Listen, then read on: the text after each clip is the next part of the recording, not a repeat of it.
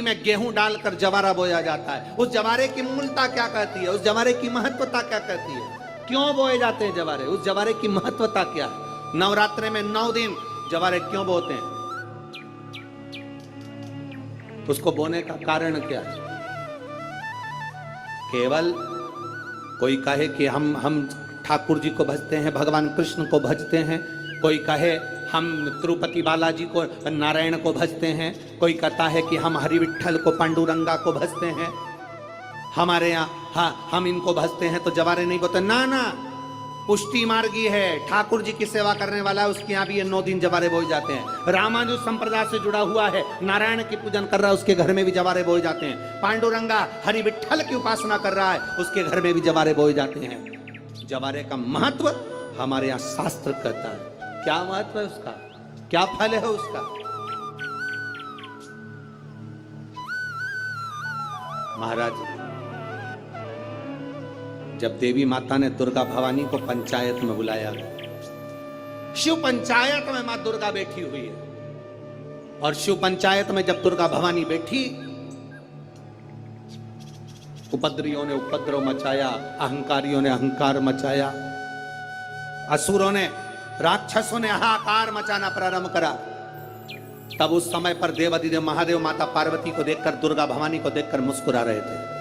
केवल शिव मुस्कुरा रहे हैं, पार्वती को देखकर, दुर्गा भवानी को देखकर, मां जगत जननी को देखकर केवल मुस्कुरा रहे। तब देवता सूर्य नारायण ने भगवान शिव जी को देखकर हाथ जोड़कर प्रार्थना करी। भास्कर देव बोले, सूर्य नारायण बोले, बाबा मेरे मन के संशय को मिटा दीजिए। शिव जी ने पूछा क्या काम है, बोलो क्या चाहते हो। शंकर भगवान से सूर्य देव, भास्कर देव कहते हैं, प्रभु आपके मुस्कुराने का कारण क्या।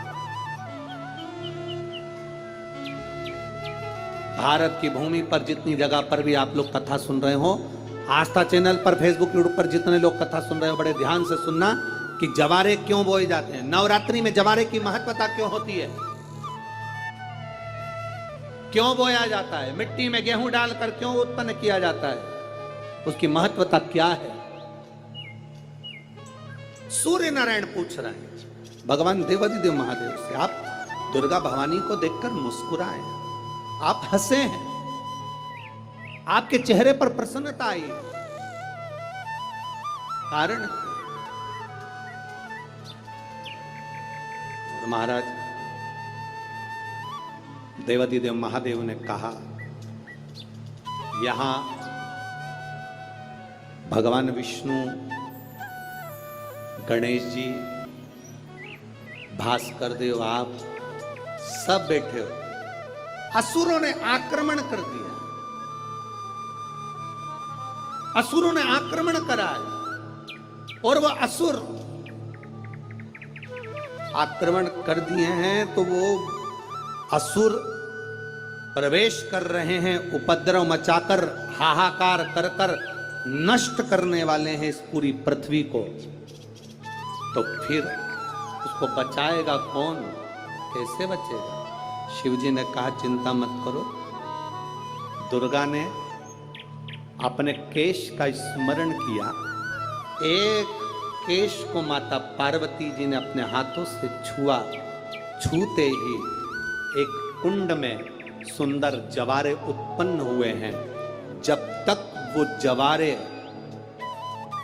बड़े नहीं हो जाते, जब तक वो जवारे थोड़े प्रबल नहीं हो जाते, तब तक एक भी असुर प्रवेश नहीं कर सकता, हाहाकार नहीं मचा सकता और अंदर आ नहीं सकता।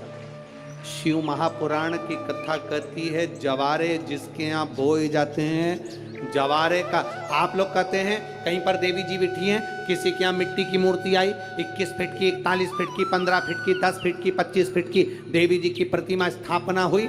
लोग कहते हैं हम देवी जी का दर्शन करने जा रहे हैं, दुर्गा जी का दर्शन करने जा रहे हैं। शिव महापुराण की कथा कहती है वो दुर्गा जी का दर्शन नहीं, देवी का दर्शन नहीं।